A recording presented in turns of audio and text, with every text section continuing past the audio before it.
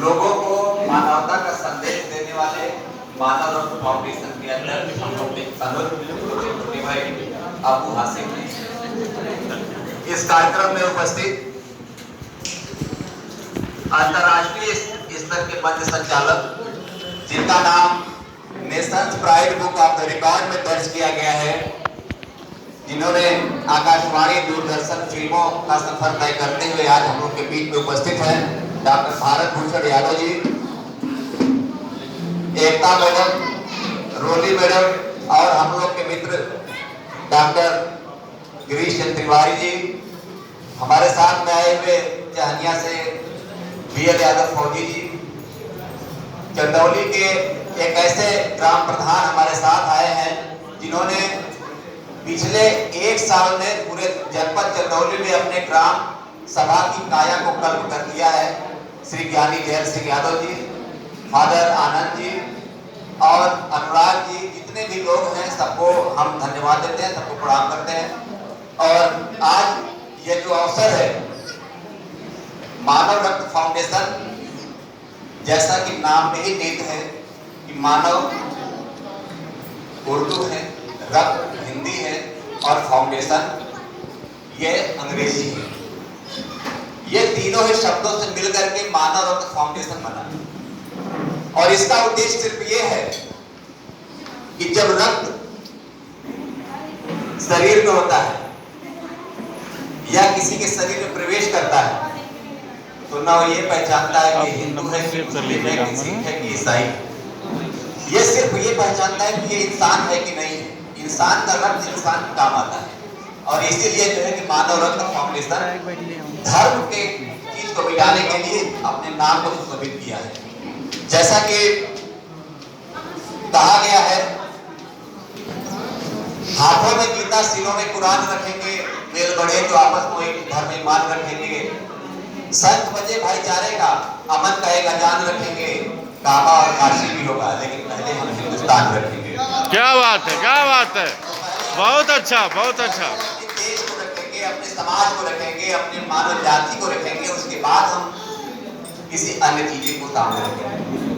तो जिस प्रकार से यहाँ पर मानव रत्न फाउंडेशन पिछले कई सालों से पूर्वांचल ही नहीं उत्तर प्रदेश के अन्य जिलों में मिलकर के काम कर रहा है, वो एक संदेश है, एक मैसेज है कि हम समाज के लिए क्या कर रहे हैं, हम कौन है, हम क्या है, हमारी क्या पहचान है, समाज में हमको क्या करना चाहिए, हम समाज से क्या लिए और समाज में क्या दे रहे हैं, ये एक बड़ा प्रश्न है।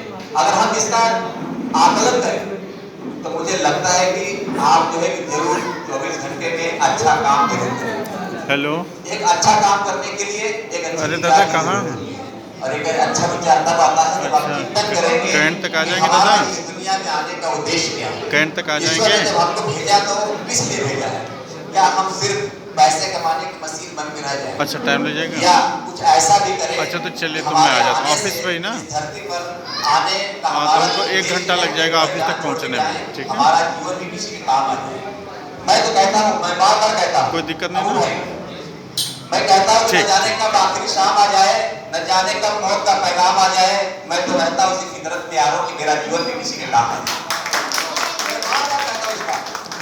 ये सौभाग्य होता है, अगर कोई व्यक्ति आपके पास कुछ मांगने आता है तो ये आपके इस नश्वर शरीर का सौभाग्य होता है कि आपके पास वो आया है, आपसे वो उम्मीद उसको जगी है, आपको इस लायक समझा है कि वो आपके पास आया है। ये ईश्वर का एक सौभाग्य होता है और एक सेवा के रूप में, एक अवसर के रूप में, एक सेवा के रूप में जब हम उस व्यक्ति की मदद करते हैं तो मैं समझता हूं कि दुनिया की कोई भी खुशी उस खुशी के आगे छोटी पड़ जाएगी जब आप किसी की मदद करते हैं और उसके मुरझाए हुए चेहरे पर आपकी वजह से खुशी आती है, तो बहुत बड़ी खुशी मिलती है। और उस खुशी को पाने के लिए मैं समझता हूँ कि हर किसी को कुछ न कुछ समाज सेवा जरूर जीवन में करनी चाहिए। और समाज सेवा के विविध रूप है, विविध रूप में हम समाज सेवा कर सकते हैं। जरूरी नहीं कि बहुत पैसे वाले ही समाज सेवा करते हैं।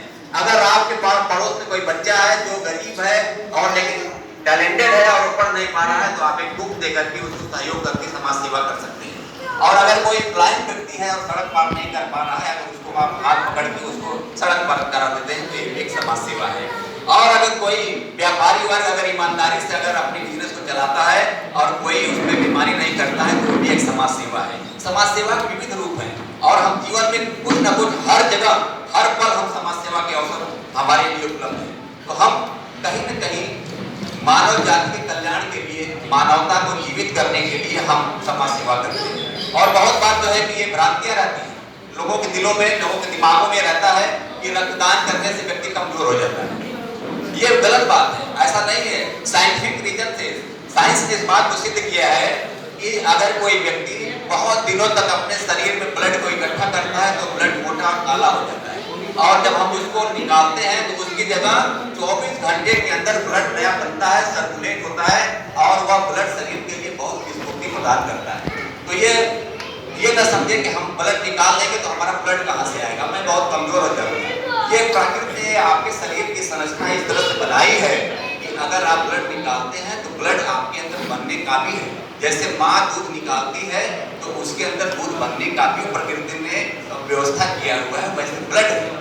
अगर हम किसी को जो मरता हुआ आदमी है और हम उसको 1 यूनिट ब्लड दे देते हैं और हमारी वजह से जिंदा हो जाता है, तो इससे बड़ा काम कौन सा हो सकता है दुनिया में। मैं समझता हूँ आप करोड़ों अरबों रुपए अगर खर्च कर दे तो भी जो है कि वह खुशी और वह जीवन आप किसी को नहीं प्रदान कर सकते जो 1 यूनिट ब्लड देकर कर सकते हैं। और ब्लड ऐसा है कि जो अननेसेसरी भी है आपके शरीर में। बहुत सारे लोग हैं जो इतने मोटे हैं, इतने स्वस्थ हैं कि अगर वो जो है कि चाहे तो 10, 20, 50 लोग को एक साथ में ब्लड दे सकते हैं, लेकिन वो नहीं करते। उनका जीवन, मैं समझता हूँ कि धरती पर आने का उनका जीवन अपने आप में भार होता है। जब हम किसी का काम लायक नहीं होते हैं, किसी के काम नहीं आ सकते हैं, तो वो जीवन अपने आप में ही एक भार होता है। तो हम जब आए हैं धरती पर, इस दुनिया में आए हैं, तो यहाँ आने का एक निशान छोड़ दिया है। और वह निशान तब होगा जब हम दूसरों की मदद करेंगे, दूसरों के लिए खड़े रहेंगे। और आप याद रखिए, इतिहास उसे को याद करता है जो व्यक्ति दूसरों में काम आता है। जो अपने लिए जीता है उसको सिर्फ उसके परिवार और नातेदार रिश्तेदार लोग याद करते हैं, लेकिन जो समाज के लिए जीता है, जो देश के लिए जीता है, उसको पूरा विश्व याद करता है। वो रहे न रहे, लेकिन ये दुनिया जब तक रहेगी तब तक उसका नाम रहता है। आज हमारे बीच में जो महापुरुष हैं, जो आजादी के क्रांतिकारी साथी नहीं है, जिन्होंने अपने प्राणों के बलिदान दिया, जिन्होंने अपने प्राणों का न्यौछावर किया एक देश के लिए, अगर वो चाहते तो बहुत अच्छी जिंदगी जी सकते थे, लेकिन उन्होंने इस देश की आजादी के लिए अपने प्राणों की आहुति दी। और आज पूरा हिंदुस्तान उनको गर्व से नतमस्तक होकर के उनको सल्यूट करता है, क्योंकि उन्होंने अपने लिए नहीं, इस पूरे हिंदुस्तान के लिए अपने जीवन को दिया है। तो मैं समझता हूँ कि हम सभी को मिल करके इस समाज को स्वस्थ और सुंदर कैसे बना सकते हैं, इस विषय पर ज्यादा सोचने की जरूरत है। बहुत बार ये देखा गया है कि लोग निहायत स्वार्थी जीवन जीते हैं, अपने आप में जीते हैं, व्यक्तिगत जीवन जीते हैं। मैं समझता हूँ कि अगर हर व्यक्ति अगर अपने आप में जीना शुरू करे तो मानवता इस धरती से खत्म हो जाएगी। और मानव रत्न फाउंडेशन नाम की कोई संस्था या इस तरह की जो संस्थाएं पूरे वर्ल्ड में काम कर रही हैं, वो खत्म हो जाएगी। सभी लोग मिल करके अपने इस समाज को अधिक से अधिक सुंदर और बनाएं, सशक्त बनाएं, अपनी उपयोगिता साबित करें समाज में। मैं भी कोई इंसान हूँ और मेरा ये उपयोग है। अगर आपकी कोई उपयोगिता नहीं है समाज को, तो आप समझिए कि आप पशु के समान हैं और सिर्फ आपको सीख नहीं है, बाकी आपको सब भगवान ने दे दिया है। तो बहुत बहुत धन्यवाद मैं करता हूँ मैं अपने भाई अबू हासिम का, जो 1 महीने में 3 कार्यक्रम इन्होंने किया। हम लोग आने में जो है कि थक गए, लेकिन ये कार्यक्रम करने में नहीं थके। इसके लिए इनके लिए जोरदार तालियां बजा के इनका उत्साह वर्धन करें। क्या बात है, ऐसे ऊर्जा से और हमारे भाई, आपके लिए मैं कहना चाहूंगा कि चेहरे पर अश्कों की लकीर बन गई, जिसे न सोचा था वो तकदीर बन गई। हमने तो यूं ही चलाई थी रेत पर उंगलियां और गौर से देखा तो वो भाई आपकी तस्वीर बन गई। क्या बात है, क्या बात, बहुत अच्छा, बहुत अच्छा।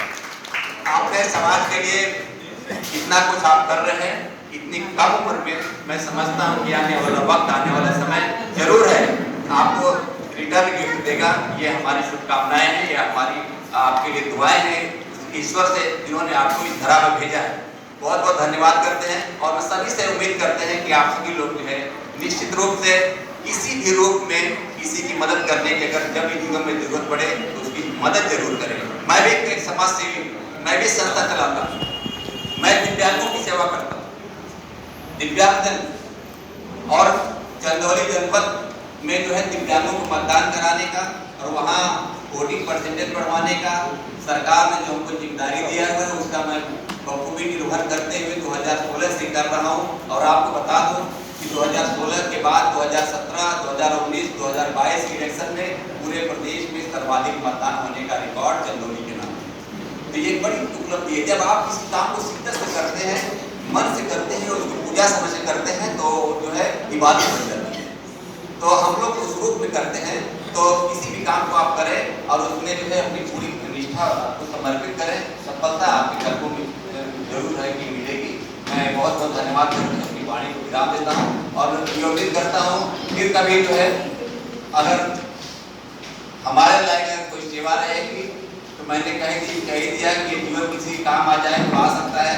आप कभी भी याद कर सकते हैं हमको। बहुत बहुत धन्यवाद आपको।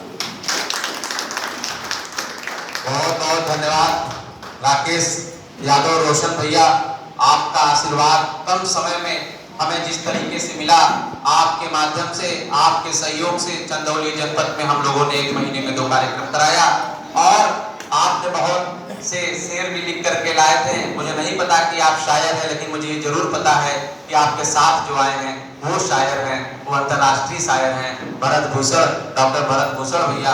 तो मुझे लगता है असर तो होगा, कि लोग कहते हैं कि संगति का असर पड़ता ही है, तो हो सकता है आप भी अच्छा शायरी लिख करके लाए हैं।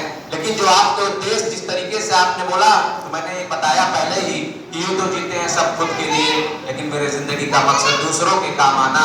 तो आपका जो उद्देश्य है मुझे ऐसा ही कुछ लगता है और ये सच्चाई भी है, क्योंकि ये चंदौली के लोग बताते हैं, बनारस के लोग बताते हैं। हमें आपसे मिलकर के बहुत खुशी हुई और उससे पहले हम धन्यवाद करेंगे जो इसके माध्यम से आप मुझसे मिले, बड़े भाई डॉक्टर भरत भूषण यादव जी का, जो राष्ट्रीय मंच संचालक भी हैं और हम लोगों के मार्गदर्शक भी हैं। हमारे कई कार्यक्रमों में आपकी उपस्थिति भी रही और हम आपको बड़े हैं, इसलिए यकीनन जो बड़े हैं वो बड़े होते हैं।